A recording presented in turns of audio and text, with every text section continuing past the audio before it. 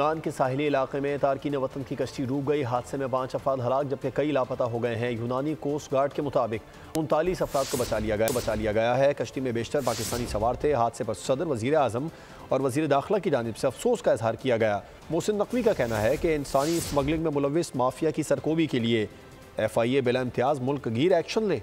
मुस्तकबिल की तलाश में हाल का शिकार। यूनान में कई ख्वाब डूब गए। तारकीन वतन की कश्ती को हादसा, 5 अफराद बेरहम मौजों की नजर हो गए जबकि कई ताहाल लापता हैं।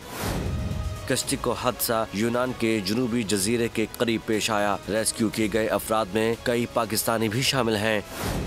उधर यूनानी मीडिया के मुताबिक कश्ती में बेशतर पाकिस्तानी थे। कश्ती के लापता मुसाफिरों की तलाश के लिए इमदादी सरगर्मियां जारी हैं। वफाकी वजीर दाखिला मोहसिन नकवी ने गैर कानूनी तौर पर यूरोप जाने वाले पाकिस्तानियों की अमवात पर इजहार अफसोस किया है।